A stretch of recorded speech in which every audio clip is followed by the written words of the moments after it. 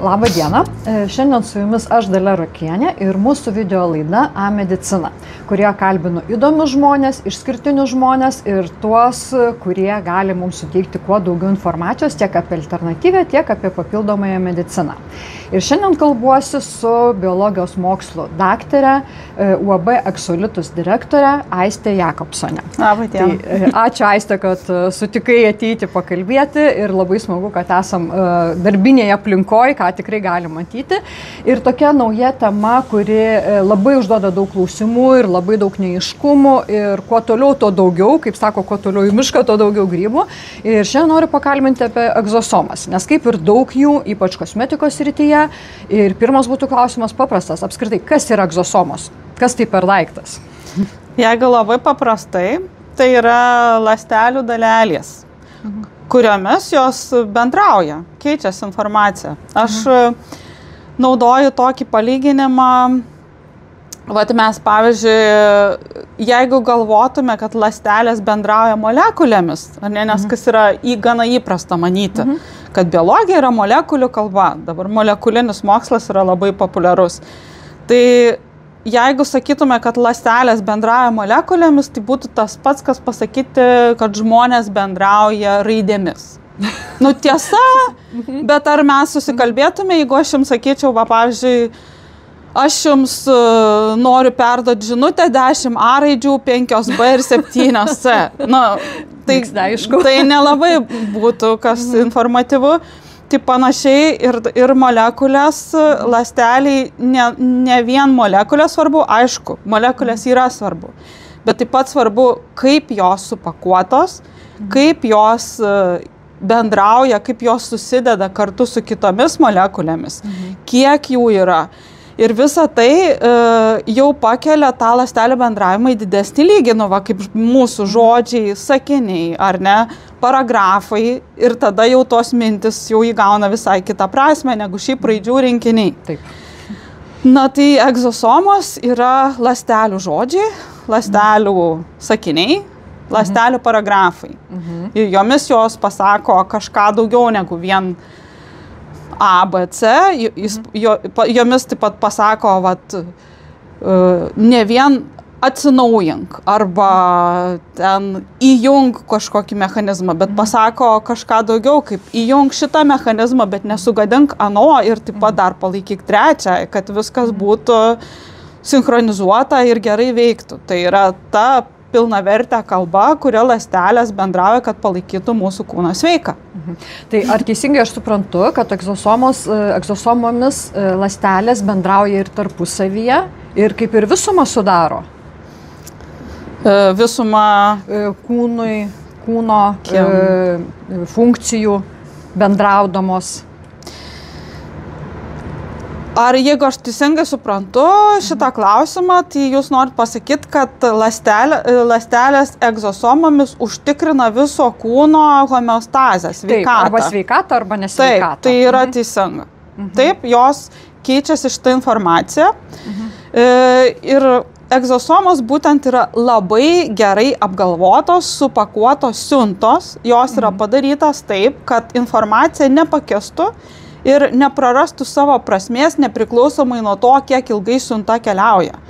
Tai yra tokios, kaip pasakyti, ypatingo saugumo kurjeriai, siuntų tarnyba, kur ląstelė, sakykime, sudeda kažkokį savo signalą ir jinai gali iš vienos organizmo dalies nusiųsti tą signalą, tą žinutę į kitą organizmo dalį, turiniui išliekant visiškai nepakitusiam. Kaip pavyzdžiui, molekulės, jeigu jos nebūtų supakuotos į egzosomą, tai didžioji dalis tų molekulių jos suirtų iš karto, nes jos būtų jautrios aplinkai, į kurią patenka. Vat, mūsų biologiniam skysčiam didžioji dalis molekulių, kurios egzosomose keliauja, jos biologiniuose skysčiuose neišlieka, jeigu jos nėra supakuotos. Tai čia yra turbūt esminė žinutė apie egzosomas ir jų biologinę reikšmę.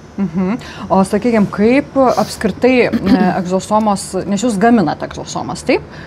Kaip tai įmanoma? Nes atrodo, dalis ląstelės ir čia yra kažkokia paslaptis. Kaip tai iš vis pavyko? Visų pirma, ta dalis ląstelės yra ta, kurią ląstelė išsiunčia. Tai nėra mes negaudom jų ir nežvejojam iš ląstelės vidaus, mes susirenkam tą, ką ląstelė pati paruošus išsiųsti. Tai sudaro tam tikras sąlygas. Mes galim kultivuoti ląsteles, ar ne, jas auginti specialioje aplinkoje. Tada mes galim tas ląsteles instruktuoti pagal tai, ką norim, kad jos mums išsiųstų. Pavyzdžiui, galim sukurti sąlygas panašias į žaizdos aplinką, jeigu norim išgauti žaizdos gijimą skatinančių dalelių. Arba galim instruktuoti ląsteles, kad, sakykime, žiūrėk, tu susidursi su vėžinė ląstele, daryk kažką ir jos tada išduos daleles tokias, kurios slopina vėžio augimą. Ir šitaip, kalbantis su ląstelėm, mes galim išgauti daleles, kurios potencialiai yra vaistai. Toliau, kalbant apie ką daryti toliau, mes galim susirinkti, ką ląstelės išskiria į savo terpę. Galim išsigryninti būtent daleles. Mes žinom, koks yra jų dydis, kokie yra jų žymenys, ar ne, ir pagal tai mes galim parinkti sąlygas, kaip jas išsigaudyti. Tada mes jas galim sukoncentruoti, mes jas galim liofilizuoti, kad jos išliktų nepakitę, kad jos būtų lengvai saugomos, kad jos nebūtų pažeidžiamos. Ir šitoks vaistas jau yra, šitokia forma jau gali būti vaistas. Tai yra analogas nanodalelėms, sakykime, bet jis yra visiškai natūralios kilmės. Fantastika. Skamba tikrai nerealiai, tikrai labai įdomu. Ir, kaip sakai, natūralios kilmės, tai iš ko gaminamos egzosomos, iš ko gali būti išgaunamos egzosomos? Tai jeigu labai plačiai, tai kiekviena ląstelė moka gaminti egzosomas. Dar kalbant apie terminologiją, tai galiu pasakyti, kad mes jau išmokom žodį egzosomą ir naudojam ir daug kas žino, bet mokslas eina daug greičiau negu žmonės. Ir jeigu susidursime su mokslininkais, kurie dirba šioje srityje, tai terminas egzosoma jau beveik nebevartojamas, todėl kad jis reiškia tik labai nedidelę ląstelės tų dalelių grupę. Ta grupė, kuri susidaro ląstelių viduje iš viduląstelinių organoidų endosominio brendimo keliu, tas kelias yra labai plačiai ištyrinėtas, bet mokslas juda į priekį. Ir yra nustatyta, kad tokių dalelių yra visai kitos kilmės ir žymiai daugiau. Jos susidaro ir iš išorinės membranos labai intensyviai. Ir taip pat yra egzosomos, tai yra puslelės, jos turi erdvę viduje tuščią ir tam tikrą turinį, bet yra labai daug dalelių, kurios neturi erdvės. Todėl jau nuo užląstelinių puslelių arba angliškai extracellular vesicles, kas yra moksliniai bendruomeniai įprastas terminas ir vartojamas dažniau negu egzosomos dabar. Visiškai neseniai, 23 metų pabaigoj, jau išleistas yra toksai, kaip išleistos tyrimų gairės ir terminologijos gairės, kurias leidžia tarptautinė užląstelinių arba ekstraląstelinių dalelių ir puslelių,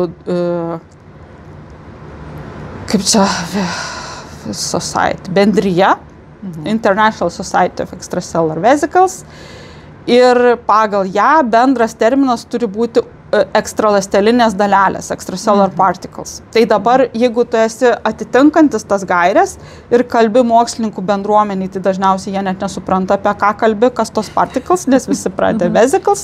O jeigu kalbi žmogui apskritai, kuris nors kažką girdėjo, tai jeigu jam nesakai egzosoma, tai jis irgi nesupranta. Tai dabar yra toks, ar tu būsi tikslus, ar tu būsi suprantamas, tokia alternatyva. Taip, alternatyva įdomi. Tai va, tai čia nukrypam truputėlį ekskursijai terminologiją, bet čia yra mūsų kasdieninė problema, iš tikrųjų, su kuria susiduriam. O kaip pateikti, o kas skaitys? Ar tas ekspertas, kuris žino, ir jeigu tu sakysi kažkaip ne taip, sakys, va, žiūrėk, tu gairių netitinki, ar tas žmogus, kuris negirdėjo nieko apie tas gairias ir žino va, tą terminą, tai va čia va. Ir jam tiesiog įdomu. Ir va, kaip ir norėjau paklausti, ar, sakysime, egzosomos iš kojos, tai ląstelė, taip, bet iš kojos gaminama, sakysime, aš paimu, nes gali būti ir gyvūninė kilmė, kiek žinau, ir augalinė, tai va, iš ko daro. Visur, kur yra ląstelė, ar tai yra bakterija, ar tai yra grybas, ar tai yra gyvūnas, ar tai yra žmogus, ar yra augalas, visur yra egzosomas. Tai jas gali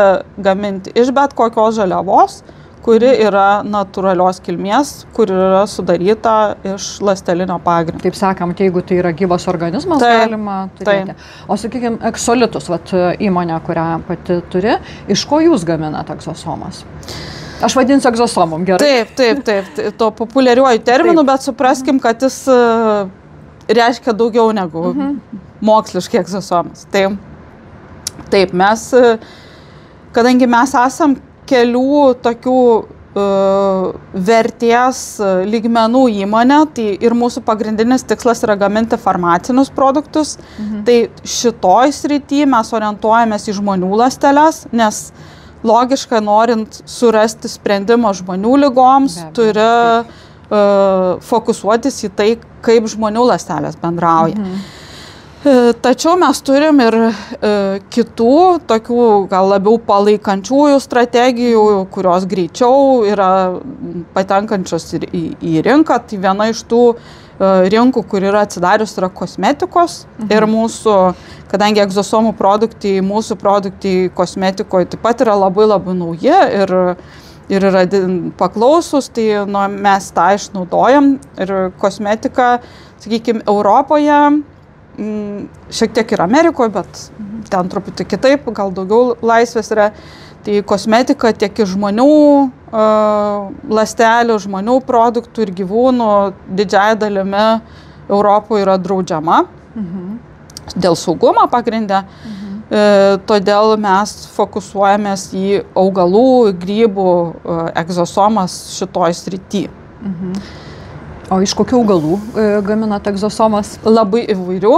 Iš tikrųjų turim visą sąrašą. Tai dabar pagrindiniai mūsų, tiesą sakant, pasakiau iš augalų, bet iš pieno yra vienas, taip pat labai aktyvus kosmetikos ingredientas, artimas, sakykime, žmonių kamieninių ląstelių poveikiams, bet dauguma kosmetikos gamintojų yra orientuoti į veganiškus produktus, į augalų produktus, tai jiems siūlom melisos egzosomas, aviečių dabar labiausiai paklausus produktai, taip pat česnakų, plaukų atauginimui yra naudojamas egzosomas, bet dar turim irgi visą eilę ir kitų, ir iš grybų yra užsakymų su liūto karčių egzosomom, ir šitakę, taip.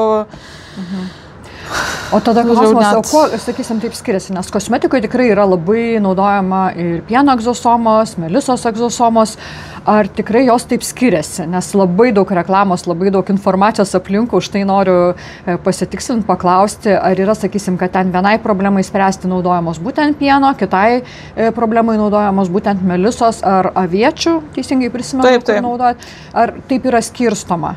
Kad pagal problemą, sakykime. Taip, tikrai yra skirtumų ir tik tai, aišku, moksliniai tyrimai ir mokslinių tyrimų duomenys reikalauja laiko ir darbo ir čia yra tokia sritis labai nauja, kuri gana mažai ištirta, tai mes ir patys tyriam ir remiamės literatūros duomenimis, ką kiti mokslininkai ištyrė.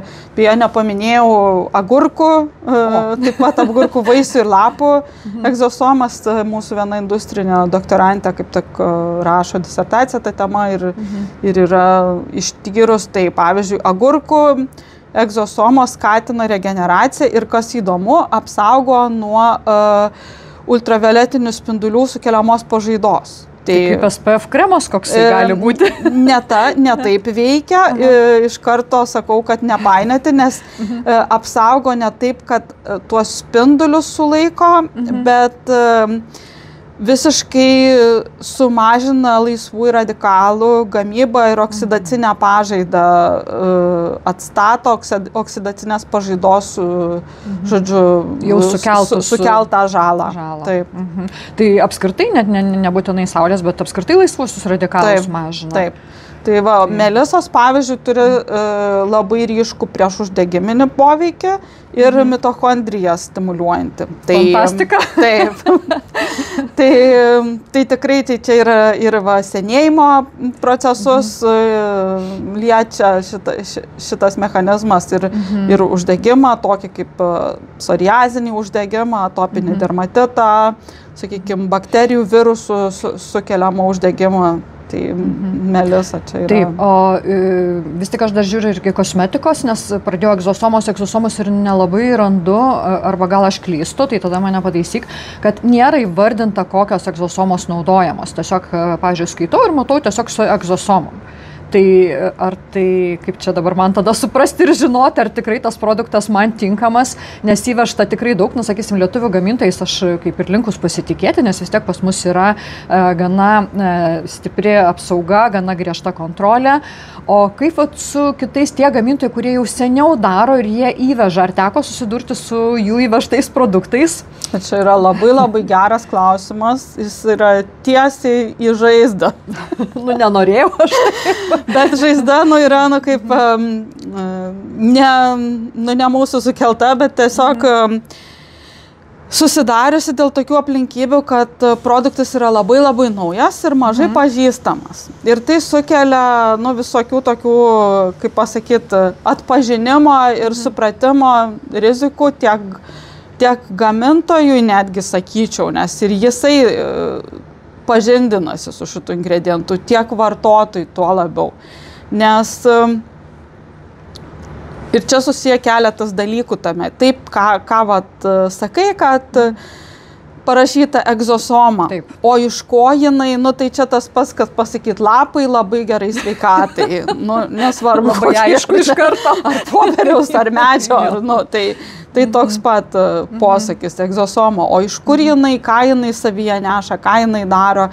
Tai čia tik tai viena problemos dalis. Yra daugiau, sakykime, visa kosmetikos ingredientų pateikimo pakuotėje, etiketėje reglamentacija yra ta, kad tu turi vardinti ingredientus masės arba tantūrio mažėjimo tvarka, nuo didžiausio iki mažiausio, kai tuo tarpu su egzosomom yra visiškai kitas reikalas, todėl kad jų aktyvumas priklauso nuo dalelių skaičiaus labai tiesiogiai ir tų dalelių, kad pasiekti net ir didelį aktyvumą reikia nedaug.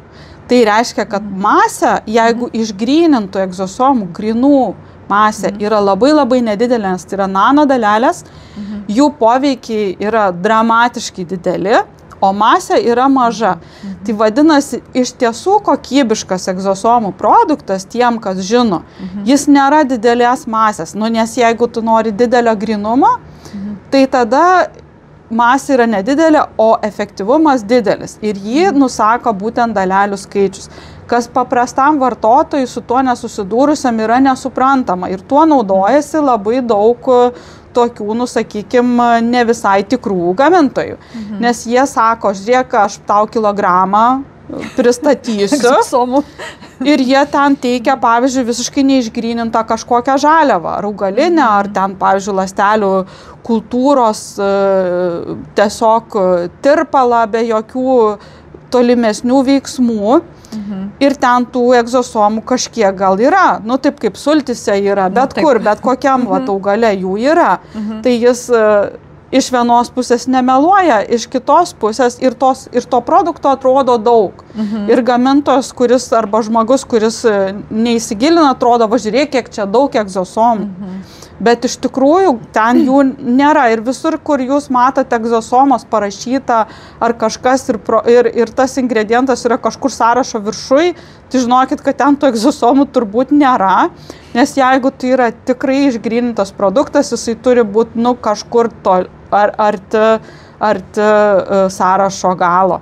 Ir dar vienas dalykas, Taip, ingredientus registruojant organizacija, tą INKI numerį suteikiant organizacija, jinai reikalauja, kad būtų parodytos dalelės ar puslelės, kad būtų įvertintas jų skaičius, specialiai įranga.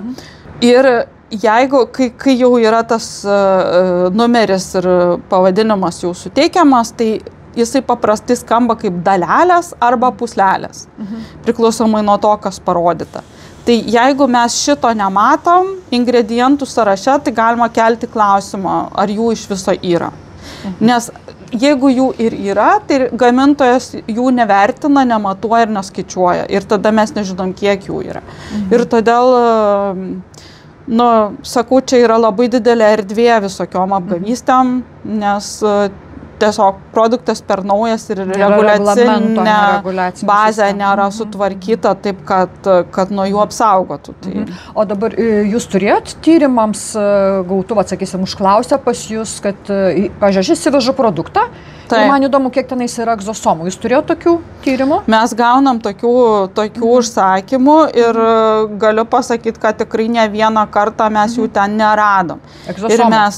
Ir mes instruktavom tą užsakovą, paskui, nes mūsų klausė, tai kaip mums paklausti, kaip čia, kas čia negerai. Tai mes sakom, tai taip ir klauskite, o kaip jūs vertinat skaičių, ar yra tokie ir tokie tyrimai, ar yra transmisinio arba skanuojančio elektroninio mikroskopo vaizdai, ar yra dalelių sekimo analizė. Ir tada atsakymas būdavo toks, jūs čia pirmas, kuris klausėt, šiaip tai mes to nedarom, čia iš tikrųjų ne egzosomos, bet kažkokių peptidų rinkinys, kuris ten buvo egzosomų kažkada nustatytas, tai mes jį naudojam. Toks visiškai... Liūdna. Iš tikrųjų labai liūdna girdėti, tai dabar, dar baisiau paklausiu, bet principė, tu perki produktą su egzosomom, o gauni produktą, vos ne su kažkokiam įpiltom sultim, kuriuose, šiaip ar taip. Taip, tų apgavysčių yra labai įvairių, sakykime, apgavysčių yra tokių, gal ne tiesiog apgavysčių, bet manipuliacijų. Tokių, kad pavyzdžiui, kaip ir šituo atveju paminėtų, tai yra egzosomos yra tyriamos, mokslininkų sudarinėjami jų sudėčių, sakykime, sąrašai, jie yra viešai prieinami, tokiuose, pavyzdžiui, egzokarta yra tokia duomenų bazė. Ir ten tu gali pasižiūrėti, kokios medžiagos, sakykime, kokios egzosomos jie yra. Kai kurios iš jų yra jau nustatytos, kad jos veikia, skatina regeneraciją ar kažką prieš uždegiminį turi poveikį.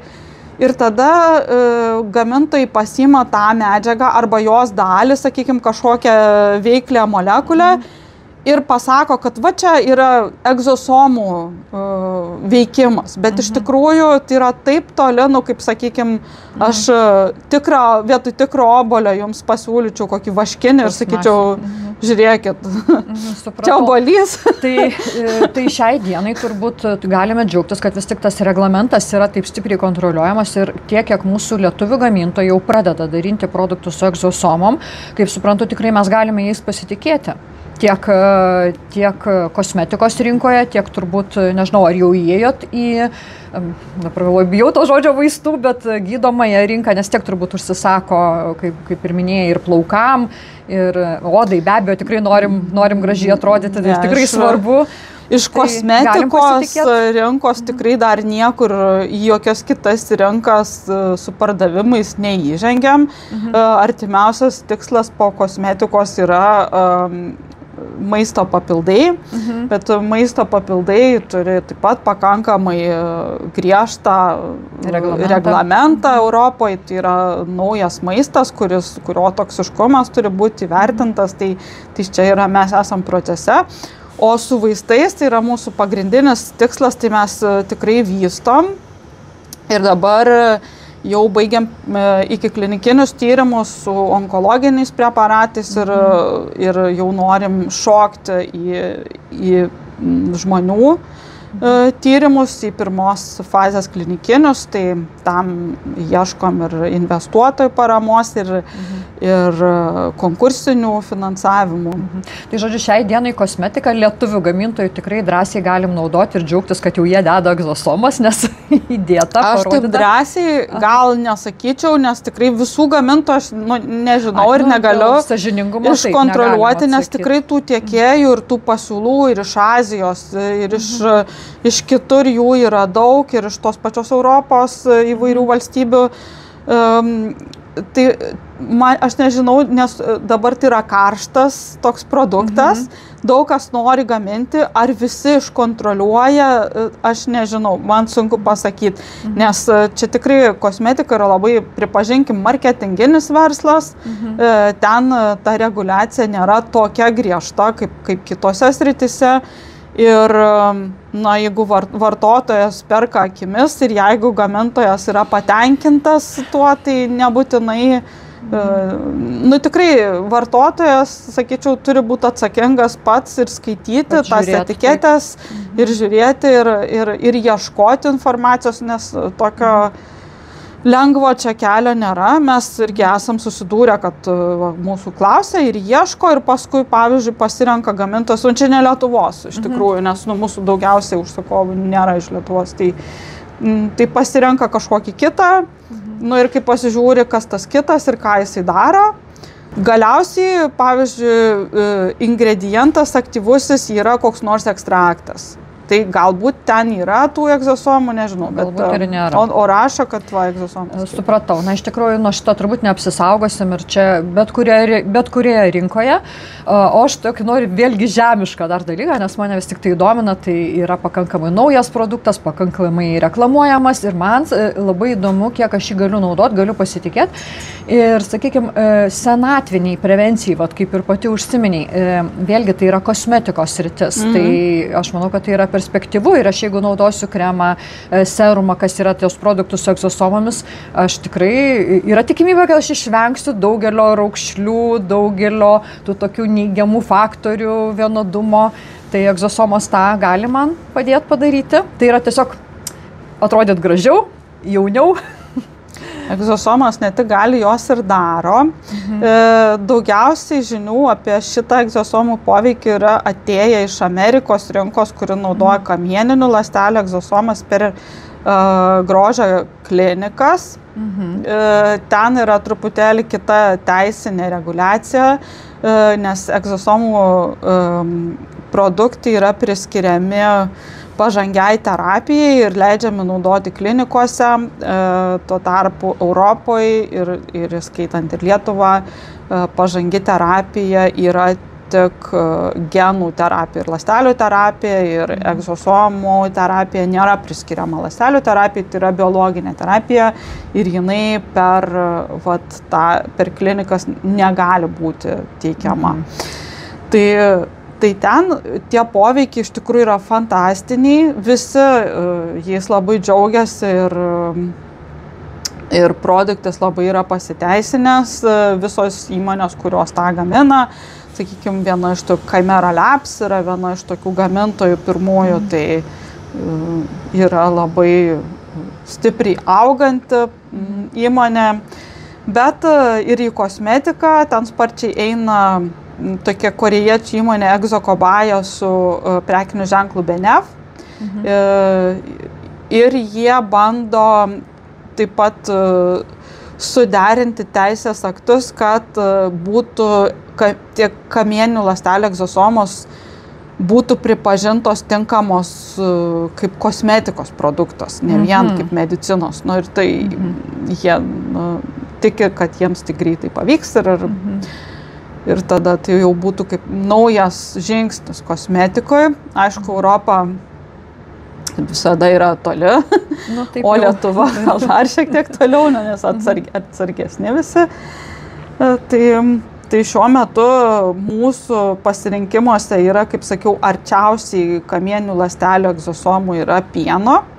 Su pieno egzosomam yra puikus rezultatai, kiek mums ateina grįžtamasis ryšys iš tų gamintojų, iš tų klinikų, kurios dirba, tai yra tiek raukšlių mažėjime, tiek atsistatyme, odos regeneracijoje, prieš uždegiminį poveikiai yra fantastiški. Nu, ir augalų seka iš paskos, sakyčiau. Ir augalų gal poveikiai yra mažiau ištirti, bet jie taip pat turi labai didelę perspektyvą, ypač, sakau, prieš uždegiminį, apsauginį srity, bet manau, kad čia tik pirmieji žingsniai. Dar bus labai daug ko atskleista, nes, kaip sakau, tai yra kokybiškai visiškai naujas produktas. Apie tai irgi norėčiau papasakoti, jeigu... Iš tikrųjų, tai labai įdomu. Taip, pasakot apie tai norėčiau pradėti nuo to, kad mes visi žinom, kad mūsų visų ląstelių genomas yra vienodas. Taip. Ar ne? Tiek plaukų ląstelė, ar ne, folikulo, tiek odos, tiek skrandžio, tiek bet kokio kita, jinai turi visiškai vienodą genetinę informaciją. Vis dėlto jos labai skiriasi viena nuo kitos. Tai kaip čia yra? Nes čia buvo, vienu metu labai buvo skambėjo populiariajam moksle toks terminas žmogaus genomo projektas. Jeigu toks buvo girdėtas, nes buvo labai didelis projektas, su labai didelėm investicijom ir buvo tokia ambicija, kad mes nustatysim visą žmogaus genomą, viską, ką jis koduoja ir tada išgydysim visas ligas. Nu ir čia jau praėjo kiek laiko ir nepavyko. Kaip neišgydėm, taip neišgydėm. Tai kas čia dabar yra? Ir sakyčiau, šių metų Nobelio premija, dabar galvoju, kokios srity pasimečiau, reikėtų pasitikrinti. Viena iš šių metų paskutinių Nobelio premijų buvo skirta būtent išaiškinimui mikro-RNR reikšmės genų valdyme, epigenetinį reguliacijų. Tai va čia yra labai svarbus dalykas, tas, kad ne tik genai svarbu, bet tie genai, kurie veikia, kurie yra įjungti ir kurie išjungti. Vienose ląstelėse veikia vieni, kitose kiti. Ir yra visas reguliacinis mechanizmas, kuris įjungia, išjungia, pamažina, padidina ir visa tai vadinasi epigenetika. Epigenetiniai moduliatoriai dabar, kurie daugiausiai išaiškinti ir žinomi, yra mikro-RNR, mažos ribonukleorūgštys. Ir kas yra įdomu, jos yra labai labai jautrios, kaip sakiau, biologiniams skysčiam. Jau minėjau šitą, bet jos yra itin jautrios ir jos visiškai ten neišlieka. Jeigu jos patenka neįkapsuliuotos, neapsaugotos, biologinis skystį jų iškart nelieka, jos degraduoja, tai jos perdodamos iš ląstelės į ląstelę tik egzosomos. Bet čia atsiranda tas momentas, kodėl egzosomas yra nauja, kokybiškai nauja medžiaga, nes kai mes jas išgryninam, sukoncentruojam ir padarom sufokusuotas viename taške ir jų daug, tai tada jos yra labai stiprus epigenetinis moduliatorius. Kadangi tų mikro-RNR yra daug, jos veikia kompleksiškai, jos veikia sinergistiškai, tai reiškia viena kitą papildo tam tikram poveikiu arba poveikį sustiprina ar susilpnina. Tai manau, kad dar mokslas turi labai labai daug nueiti, kol jis išaiškins visą iki galo veikimo mechanizmą. Bet ką mes matom, kad specifiškai paveikus ląsteles galima išgauti tam tikros krypties poveikį. Tai tas galioja tiek augalų, tiek gyvūnų ląstelėm, tiek žmonių. Ir ką tas mums reiškia praktiškai? Praktiškai tai reiškia, kad mūsų, sakykime, genas, mūsų genai mes, kadangi esam išsivystę per tam tikrą, kaip eilę perėję iš paprastesnių organizmų į sudėtingesnius, ar ne, evoliucijos eigoje, mūsų genai labai dažnai yra panašus į kai kurių kitų gyvūnų ir mes matom, kad tie gyvūnai turi savyje mechanizmus, kurie mums galėtų būti naudingi, bet mes jų nebegalim panaudoti. Ir tai apsprendžia būtent epigenetika. Genai yra, bet genai neaktyvus. Pavyzdžiui, kodėl, kaip čia tas galėtų būti? Mes žinom, kad kai kurie driežai ataugina uodegas ar ne galūnės. Visai neblogai būtų. Iš tikrųjų tai idealu. Nutraukia pirštą ir ataugo, kas per problemą. Arba koja.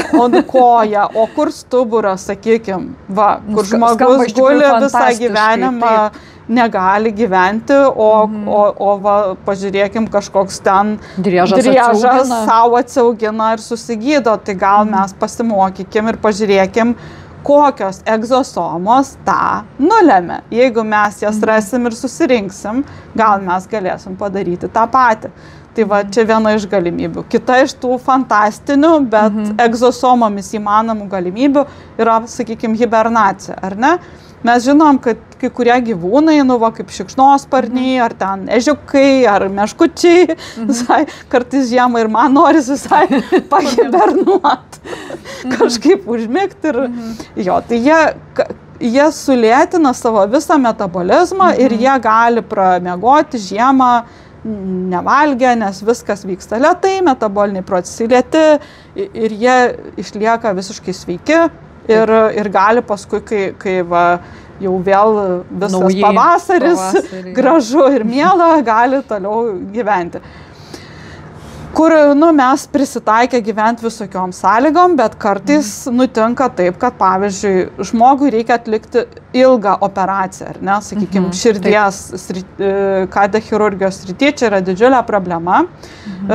Operacijos sudėtingos, trunka ilgai, reikia sustabdyti širdies veiklą. Jeigu širdies veikla sustabdyta, jinai gali būti, metabolizmas nesustoja ląstelėse. Jinai gali būti sustabdyta tam tikrą laiką, kad išvengti ląstelių žūties. Jeigu chirurgas nespėja, turi būti atstatyta kraujotaka, turi būti viskas vėl susiūta, sutvarkyta, atstatyta kraujotaka, pamaitintas organas ir tada antras etapas. Ir šitas yra tokia ir rizika, kad labai retai iš karto mirtingumas išauga labai smarkiai ir jau tokios operacijos jau jos arti neįmanomų yra, jos vyksta, bet jau žmogui išgyventi yra labai maži šansai ir tada yra labai didelės pažados. Jeigu mes galėtume susirinkti tas hibernuojančių egzosomas arba sukurti, instruktuoti savo ląsteles taip, kad jos tokias gamintų, mes galėtume tas operacijas daryti, tiek žiemos miegas trunka ar ne, kiek reikia. Ir taip toliau ir panašiai. Tai viską, ką mes matom, kas vyksta gamtoj, sakykime, yra kažkokios medūzos, kurios niekada nesensta, ar ne? Tai pafantazuokime. Taip. Iš tikrųjų. Kas tai apsprendžia, kaip tai vyksta, ir jeigu mes galim tą įjungti, tai, gal ir mes taip galim. Iš tikrųjų, kodėlgi ne? Kaip sakau, kodėlgi ne? Nes tai, ką jūs atradot, tai, ką jūs darot, yra, jeigu tai atrodė iš fantastikos srities, tai dabar jau, kaip ir pati sakė, jau apčiuopiam, padarom ir jau ant veido jau galim ir matyti tuos dalykus. Ir, kaip supratau, Amerikoje jau daugas labai pažengia į priekį ir vyksta, netgi viso. Tai taip, tiesą sakant, pas mus irgi vyksta, tik tai pogrindyje. Taip atvirai pasakęs, geri dalykai, taip sakant, žmonių niekas neatbaidys nuo gerų dalykų, jeigu jie jos užuodžia. Nes tikrai labai įdomu. Tai ką čia kirpti, visuotinė tiesa, bet aš noriu šitoj vietoj visgi grįžti iš pogrindžio į šviesą truputėlį ir pasakyti apie mūsų dabar šiuo metu aktyviai judančią programą prieš vėžinę, kur yra sukurta glioblastomos gydymui, bet potencialiai gali būti pritaikyta bet kokio vėžio gydymui. Dėl to, kad tai yra terapija iš imuninių ląstelių egzosomų ir kuri remiasi būtent natūraliu imunitetu, natūralaus imuniteto gebėjimu atpažinti ir sunaikinti vėžines ląsteles. Ir mums tai buvo patiems labai didelis atradimas, kai mes darėm tos tyrimus, nes mes mes nesitikėjom, kad jos pačios, kad tos egzosomos turės tokį poveikį. Mes norėjom, kaip ir didžioji dalis panašių vystytojų, norėjom jas panaudoti vien pernešimui vaistų prieš vėžinių į smegenis, dėl to, kad tai yra taip pat didelė problema, yra kraujo smegenų barjeras, labai daug prieš vėžinių vaistų ten nepatenka ir nepasiekia reikiamų koncentracijų, kad vėžį sunaikintų. Tyrimų eigoje, ką mes radom, kad mes tikrai aptikom, kad jos perneša tos vaistus, kad jos patenka į smegenis, patenka stebėtinai greitų būdų. Mes pabandėm intranasalinį kelią, tai per nosį į purškus, darėm ne su žmonėm, su pelėm, aišku, eksperimentus, tai jos patenka į smegenis jau po kelių valandų, jau po valandos yra, po 2, daugiau, po 3 ir labai greitai. Vaistą perneša, vaisto koncentracija didėja, bet ką mes dar aptikom darydami eksperimentus, kada naudojom kontrolės iš tų ląstelių, iš žmogaus makrofagų, iš žmogaus mikroglijos, kas yra smegenų makrofagai. Tai vienos iš imuninių tų efektorinių ląstelių, kurios aktyviai suvalgo, sakykime, ar vėžį, ar patogeną. Mes pradėjom matyti tą, kad jos pačios be vaisto veikia panašiai kaip su vaistu. Gal šiek tiek mažiau. Mes iš pradžių galvom, kad tai klaida, kad čia kažkas ne taip čia su eksperimentu ir mes tiek kartojomės, vos metus sugaišom, visaip bandydami suprasti, kur mes darom klaidą, kol galiausiai mes supratom, kad gal čia ne klaida, gal taip yra.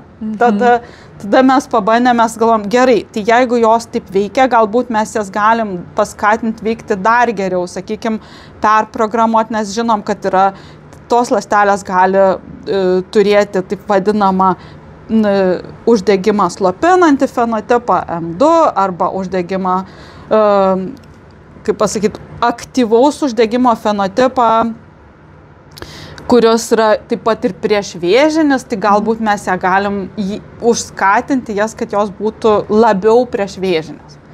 Ir mūsų nuostabai šita strategija suveikia ir jinai suveikia taip efektyviai, kad mes iš karto supratom, kad mes turim kažką su tuo daryti, nes žmonės turi tai turėti.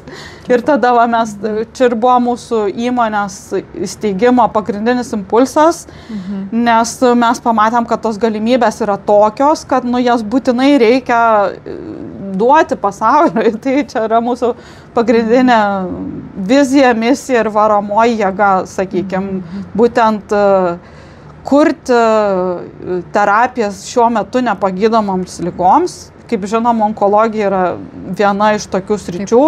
Mes žinom, kad kai kurie vėžiai išgydomi, bet tai anaiptol ne visi.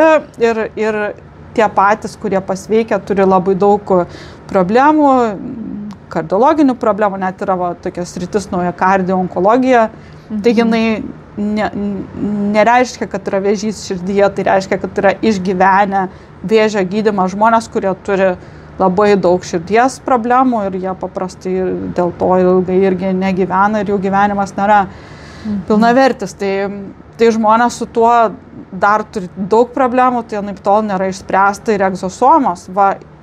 Jos turi šansą tą išspręsti ir be šalutinių poveikių, ir nesukeldamos atsparumą vaistams, ir išspręsti taip, kaip tai išsprendžiama mūsų organizme. Tai čia mes matom tikrai prasmę dirbti. Taip, ir tas siekis iš tiesų labai įdomu ir labai įdomu, kad pakrypo kalba šitą linkme, ko visiškai neplanavau, bet dabar pati klausau ir tikrai yra nerealu ir aš žinau, kad pačia tikrai galima tikėti, žinau, kad tai, ką sakai, kiekvienas žodis yra pasvertas. Ačiū. Nes tikrai pažįstu daug metų ir žinau tą patį kelią, žinau tą patį ėjimą. Ir klausau ir dabar galvoju, nu kažkas nerealaus. Mes Lietuvoje turime tokį produktą, tai yra nerealu. Ir man dar tokia mintis atėjo, gal čia ne visai į temą, bet, kaip sakau, tam pokalbis ir vyksta, ne? Kad paklausti ir aš žinau, kad ir žmonėms įdomu.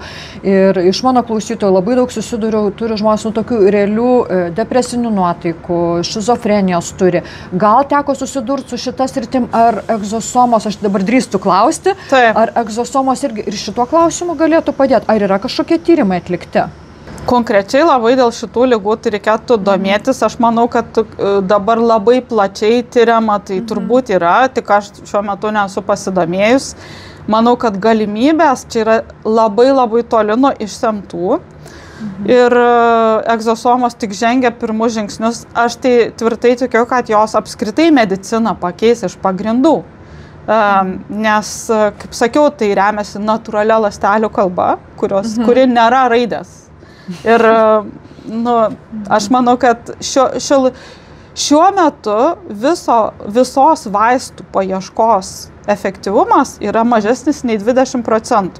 Ką tai reiškia? Tai paaiškinsiu, gal tai nieko nesako klausytojai.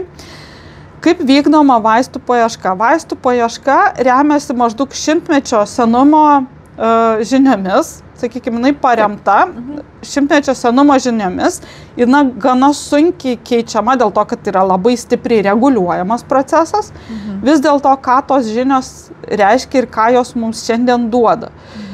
Jų pagal vaistų paieškos pagrindinį principą viena molekulė turi atitikti vieną taikinį, su juo susijungti ir pakeisti ligos eigą. Tai vadinasi, jinai remiasi molekuliniu principu, viena molekulė, vienas taikinys. Kaip jau sakiau, turint omeny, kaip ląstelės kalba ir ką tai reiškia, mes esam daug sudėtingesni negu kad viena molekulė ir vienas taikinys. Tai čia panašiai, kaip sakykime, palyginus su būnant vienam žaidėjui stoti prieš futbolo komandą ir tikėtis prieš ją laimėti. Nu, tai galim suprasti, ką tai reiškia praktiškai. O praktiškai tai reiškia, kad jau dabar ir dirbtinis intelektas sugeneruoja visą in silico, tai yra kompiuteryje, didžiulį šimtų tūkstančių molekulių sąrašą, kurios galėtų atitikti tam pasirinktą vieną taikinį. Tada kompiuteriniu būdu daromas atitikimo patikrinimas, atrenkamas mažesnis molekulių skaičius, dar mažesnis, tada jau jis testuojamas chemiškai, tada jau pradedami tyrimai ląstelių kultūrose, paskui gyvūnuose ir taip toliau. Ir atrenkami geriausi kandidatai, iš jų geriausiu atveju vienas registruojamas ir prasideda klinikiniai tyrimai, tai va tas etapas iki tų klinikinių jau kainuoja milijonus eurų arba dolerių. Ir tas kandidatas, va ten ar jis pirmos fazės arba antros klinikiniuose, pirmos saugumas, antros efektyvumas, ar jis iškris ar ne, sėkmės šansas yra mažesnis nei 20% bendruoju atveju. Čia statistika rodo. Todėl tai yra labai didelės rizikos verslas ir brangus, ir todėl vaistai yra brangus. Tai va, o šiaip kai kurių ligų atveju, pavyzdžiui, neurodegeneracinio, ne kaip Alzheimeris ar ne Parkinsonas, tai šitas paieškos mechanizmas švis lygus nuliui efektyvumas. Niekas, nėra gydymo. Panašiai, pavyzdžiui, mūsų atveju glioblastoma, ar ne, yra vienas toks agresyvus smegenų vėžys. Išgyvenamumas po diagnozės, tai yra gyvenimo trukmė po diagnozės yra nuo 12 iki 18 mėnesių, gydymo nėra.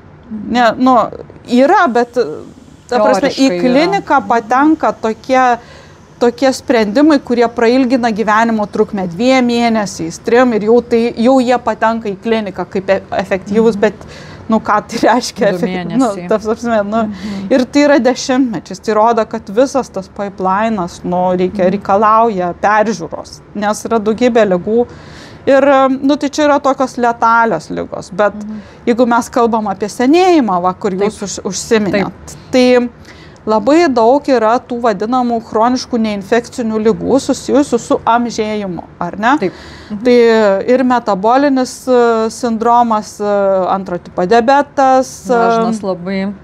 taip, nutukimai, hipertenzijos ir visokie uždegiminiai, autoimuniniai reiškiniai. Ir kaip niekas neturi sprendimą jiems iš tikrųjų. Ir yra simptominis gydymas. Simptominis gydymas, jį po kiek laiko reikia keisti, nes organizmas pripranta, jis išreguliuoja vėlgi mūsų epigenetiką. Bet jis negydo ir nešalina priežasčių. Tai jeigu mes naudotume egzosomas, ar ne, kurios palaiko mūsų organizmo balansą, kada nėra dar to amžėjimo, mes galėtume greičiausiai mes galėtume dalį šitų ligų arba būklių išspręsti. Ir čia palaikymui šito galiu pasakyti. Moksliniai tyrimai, pavyzdžiui, yra daryti su gyvūnais, susirenkant, sakykime, egzosomas iš raumenų, kurie dirba, ar ne? Iš raumenų, kurie dirba, iš raumenų ląstelių susirenkamos egzosomos, jos duodamos nutukusiom pelėm, čia modeliai yra laboratoriniai vargšės pelės, bet iš tų raumenų išskirtos egzosomos mažina nutukimą, ar ne? Skatina metabolizmą taip, kad, žodžiu, tos nesportuojančios nutukusios pelės suplanėja. Tai ką? Žodžiu, valgo ir lieknėju. Iš tos serijos, taip. Valgo ir lieknėju. Kažkoks iš tikrųjų nerealūs dalykai, bet taip suprantu, nes jau vien tai, kad vėlgi mano pokalbiai visą laiką vyksta, kaip ir sakiau, ir alopatinė, ir alternatyvi medicina, nes visą laiką aš negalėjau niekaip jų atskirti, nes turi žinoti ir kaip vakarų ir tų pasiekimų ignoruoti, tikrai negalima ir neverta, nes jie yra dideli ir reikšmingi ir vertingi. Bet vėlgi ta pati alternatyvi medicina, ją irgi ignoruoti dar yra didesnė kvailystė, nes jinai veikia sinergiškai. Sinergiškai mūsų kūną, ir tai, ką aš dabar girdžiu, egzosomos, tai man net norėtųsi sakyti, kad taip kaip ir alternatyvioji medicina, nes poveikis kaip ir toksai, sinergiškai tai yra nei vieną organą, nei vieną tašką, bet būtent kartu ir priverčia, sakysim, patį organizmą dirbti, arba kaip ir pati sakei, tai yra kurjeris, kuris atneša žinutę, kuris tau atneša paštą ir tavo kūnas supranta, ką toliau jam reikia daryti.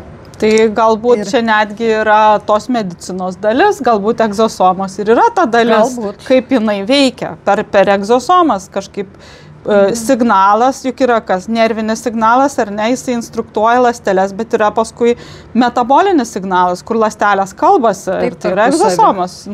Tikrai labai įdomi išvada, tikrai net nepagalvojau, labai ačiū už tą tokį papildymą, nes Aistė dabar yra tradiciniai, man kaip tradiciniai, vakarų medicinoje. Aš esu daugiau alternatyvioje medicinoje ir labai už tai įdomu diskutuoti ir labai įdomu surasti tos bendrus taškus, nes be jų, kaip mes jau nekartą šnekėjom, tikrai neįmanoma. Ir aš dar prieš pokalbį radau pas Aistę keletą buteliukų. Ir klausiu, sakau, tai čia šitos egzosomos, Aistė sako taip, tai labai norėjau pažiūrėti, bet jos čia visos yra skirtingos. Tai, taip, sakykime, iš Meliso oficialis. Šitos iš Melisos. Čia yra paruoštos kosmetikos ingredientas. Jo, gal paskui kažkaip, o jos čia taip įdomiai, jos čia liofilizuotos. Taip, liofilizuotas. Skirtas liofilizuotas. Aha, tai čia jau yra paruošta gamintojui, kuris toliau kažkur jas dės, kaip suprantu dabar taip liaudiškai kalbant. Į kosmetikos produktą. Čia kosmetikos produktą dės. Ir irgi, o čia tokia iš viso kaip tabletės forma irgi tokia įdomi. Čia irgi liofilizuota, čia tiesiog taip liofilizata susiformavo. Tai čia pagal užsakymą, ne kaip žiūrėkit, užsako. Čia labai aiškiai, iš kur ta tabletė gavosi. Buvo įpilta egzosomų tirpale iki šitos vietos ir jisai buvo tas tirpalas išgarintas ir liko kas yra medžiaga. Sausa medžiaga. Iš tikrųjų labai. Ir čia pagal gamintojo reikalavimą yra sudozuota ir supakuota steriliai, toks jo, nes šiaip kosmetikos gamintojo, kosmetikos produkto reikalavimus mums, kaip ingrediento gamintojai, mums nustato galutinio produkto gamintojas ir kokį jisai savo standartą yra nusistatęs, tai dažniausiai tie jau tokie didesni, žinomesni gamintojai, jie turi gana aukštus standartus ir jie tada jau mums pasako, kaip mes turim padaryti, kokias kontrolės ir kaip mes turim. Tai tikrai labai smagu, kad yra tų gamintojų, kurie taiko aukštus standartus ir kuriais galima tikėti ir pasitikėti. Tikrai taip. Ir man dar labai įdomu, mes apie kosmetiką daug šnekėjom, kad Amerikoje yra kaip ir jau vartojamų į vidų, o Lietuvoje dar kaip ir tokio kaip papildo, dar tik tai einam tuo keliu. Papildų nėra ir Amerikoje. Čia aš kalbu tik tai apie tai, kad ten yra daug laisviau mezoderminės injekcijos taikomos egzosomų. Tai tas tikrai, nes ten jau yra klinikose leidžiama tai daryti. Pas mus nėra dar visiškai tame skaidrumo tokio, dėl to, kad pagal reguliacinę bazę mezoderminiai produktai turėtų būti medicinos, ne kosmetikos. Tai, sakyčiau, o medicinos yra ilgas validavimo kelias ir niekas kol kas to nėra praėjęs. Čia galiu vėlgi, kalbant apie rinkas, pasakyti, kad iš klinikinių tyrimų į rinką nei vienas egzosomų medicinos produktas nėra kol kas išėjęs, jų nėra. Labai daug įvyksta tyrimų, tai klinikinį lygmenį ir standartus tikrai galima pasiekti ir jie pasiekiami. Klinikinių tyrimų skaičius didėja geometrinė progresija, per pastarosius 5 metus išaugo 50 kartų. Tai tikrai mes turėsime, aš manau, kad čia yra, sakau, ateities medicinos veidas yra egzosomas. Tai dabar, sakėm, jeigu taip, aš šiandien, dabar paklausiu šitos laidos, jau man čia užsivedė, tikrai noriu išbandyti. Tai ar aš turiu kažkokią tai galimybę, ar aš galiu kažkur nueiti nusipirkti egzosomų, ar jau produkto su egzosomom? Tai šiuo metu galutinius kosmetikos produktus su egzosomom gamina mūsų klientai Klinika Oda, Dermaciditaita jau įmonė. Taip pat maisto papildą vysto BioFirst klinika, bet jis, kaip sakiau, reguliacinį turi tam tikrą mechanizmą. Mes patys turime 2 kosmetikos produktus, jie nėra tokie galbūt vartotojų patogus iš tos pusės, kad jie yra liofilizuoti ir sudozuoti, bet jie nėra kremo formos, nėra skysčio formos. Mes kaip mokslininkai žiūrim iš praktinės pusės ir pasirinkom būtent tą formą, kur yra pati saugiausia egzosomų laikymui, kad tas produktas negestų, kad jis išlaikytų savo kokybę. Tai yra mūsų egzoterapija. 2 kosmetikos produktai, pieno egzosomų ir aviečių. Jie yra sudozuoti į tokius maišelius dienos dozės, kur reikia susimaišyti į maišelį įdėjus savo naudojamą kažkokį kremą ar pienelį ar kokia kosmetika jums pati yra mieliausia ir per dieną sunaudoti. Tai va čia yra mūsų, ką mes siūlom vartotojai šiuo metu. Žodžiu, ir pats gali tiesiog į mylimą kremą įsidėti ir tiksliau, naudoti. Kremą įsidėti į maišelį, kad jau visas, tam, kad susirinkti viską, kas tame maišelį yra. Mes tikrai prabandėm ir pragalvojom, kaip nepamesti, nes jos yra labai mažos. Kaip sakiau, grynas egzosomų produktas, jo atrodo nedaug. Tai čia jau vartotojas turi su tuo susitaikyti. Čia yra šita dozė, jinai bus išdalinta daugeliui galutinio to produkto, sakykime, komponentų. Čia yra žinoma dozė, bet jinai bus į didesnį kažkokį tūrį praskėsta ir bus daug to galutinio produkto galiausiai iš šito kiekio. Kaip sakiau, egzosomas yra labai mažas, bet labai aktyvios. Tai dėl to mažumą reikėtų nesistebėti ir būtent tie gamintojai, kurie sako, kad yra nedaug, aš sakyčiau, jie yra arčiausiai tiesos, nes jie reiškia nepraskėstą pardavinėję produktą ir tie gamintojai, kurie dalelių skaičių nurodo, tai jeigu ten dalelių skaičius yra, sakykime, 10, 9, 10, 8, 10, 7, tai yra aktyvūs produktai pakankamai. Jeigu 10, 4 jau artėja prie sulčių, sakykime, o jeigu iš vis nenurodo, tai mes nežinom. Tada. Kaip ir pasakė egzosomų, tikriausiai ten jų, netikriausiai, bet pagal tyrimus, kaip šnekėjom, jų tiesiog nėra. Jeigu produktas yra pigus ir jeigu ten skaičius dalelių nenurodytas, jeigu parodyta, kad yra kažkokia didelė masė aukštai, tai greičiausiai ten jų nėra, nes neįmanoma. Nes neįmanoma nei išgryninti, nei pagaminti. Jūs įsivaizduokit, kad iš kažkokio, nežinau, kad pagaminti tokį buteliuką, čia gal reikėtų tonos kažkokios medžiagos ar to pieno, jeigu jis būtų pilnas, ar ne? Pilnam buteliukai. Pilnam, čia irgi yra pakankamai daug. Tai nėra labai mūsų įprastuose produktuose, žaliavose, jų nėra tokia koncentracija didelė. Tai to žaliavos, kad išgauti tą reikia pakankamai daug. Na, bet nauda, tai, kalbant apie maistą, jeigu perspektyva, to išgavimo gali būti, įsivaizduokit, jeigu jūs gaunat aktyviausią dalį iš kokios tonos salotų per vieną porciją, ar net jūs, kiek praeis laiko, kol jūs jų tą toną suvalgysit, bet jūs galit gauti visą, kas juose yra geriausia, užsibėrę ant kažkokio savo mėgstamą kepsnio. Tai skamba tikrai labai, labai fantastiškai. O Aiste, iš tikrųjų, koks būtų dabar, jeigu sakytų, gali daryti, ką nori, viską. Turi irgi egzosomos. Kokį pirmiausia tyrimą, ar lygą, ar kokį perspektyvoj numatai, ką pirmiausia padarytum? Kokia būtų ta mintis tokia, kuri viduj kirba, bet dar neišsakyta?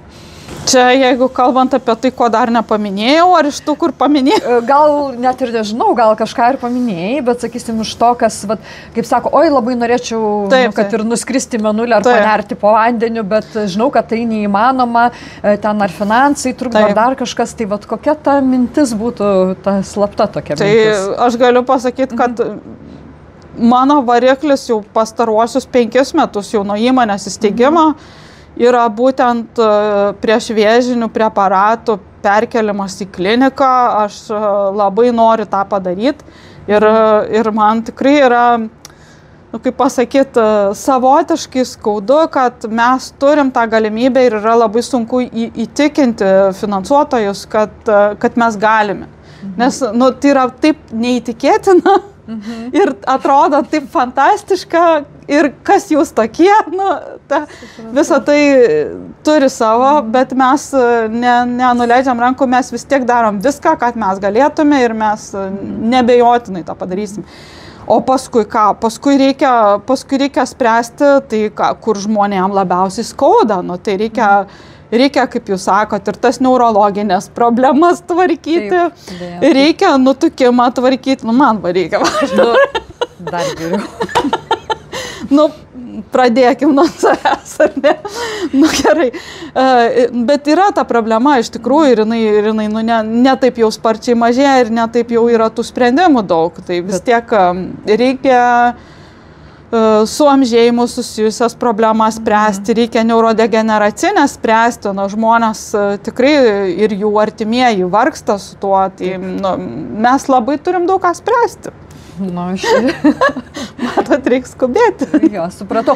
Bet tai man tada kitas toksai klausimas, jau gal į pabaigą eina, bet vis tiek man labai įdomu, tai gerai, sakysim, onkologijai. Geras žmogus vartoja egzosomas, tai ką jau visų vaistų jam kaip ir nebereikia, jau jokių vaistų principė nebereikia.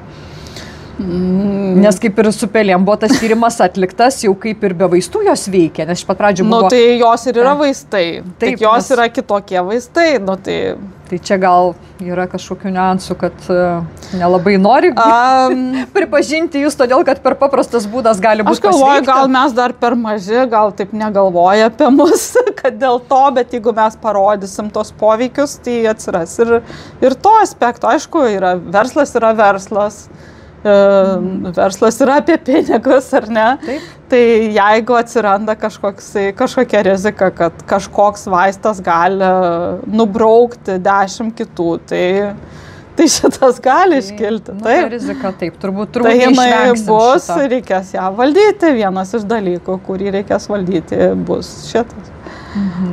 Gerai, tai ačiū labai už labai įdomų pokalbį, už labai įdomas perspektyvas, už galimybės, kurias išgirdau, jau apie egzosomas buvau šiek tiek pasiskaičius, bet tikrai sužinojau 100 kartų daugiau negu kad skaičiau, negu kad domėjausi, tuo labiau skaitant vėlgi, tu neišskaitai daug ko, nes tai yra ne tavo kiekvienos dienos darbas, aš daugiau į fototerapiją lendu, tai kas apčiuopiam, o čia man pačiai buvo nauja, dėl to buvo tikrai labai, labai įdomu. Tai ačiū, Aiste. Džiaugiuosi, kad buvo įdomu ir aš labai džiaugiuosi tuo, kad apie egzosomo produktus sužinos daugiau žmonių, nes aš manau, kad yra tikrai verti žmonių dėmesį. Taip, tai dabar, Aiste, turim mes tokius irgi, tikrai ne konkurentus, tikrai turim kolegas, kurie irgi yra lietuvių mokslininkų įmonė Fitotera, kuri atkodavo spirulinos molekulę. Ir vėlgi aš to pačiu amžėjimu, nes kaip bebūtų, kaip sakau, visą laiką norisi atrodyti ir jaustis gerai, nes tai yra normalu, kaip jautiesi, taip ir norisi atrodyti.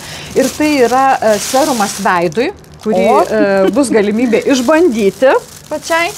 Ir jį reikia tepti tiek ryte, tiek vakare ant švaraus veido ir nyksta dėmelės, vienodėja veido spalva, mažėja poros. Iš tikrųjų, daug nekalbėsiu, tiesiog reikia paimti ir išbandyti. Tai va čia mūsų kolegų irgi produktas ir labai džiaugiuosi, kad jie turi galimybę padovanoti jų ir išsibandyti, nes, kaip sakau, turim bendrauti, o ypač su Lietuvos gamintojais ir mokslininkais. Tikrai taip, labai ačiū Fitoterai, labai tikrai irgi sergu ir palaikau visą Lietuvos mokslo ir technologijų bendruomenę, labai man rūpi, kad jinai plėstųsi. Ir garsintų Lietuvos vardą tikrai. Tai ačiū dar kartą.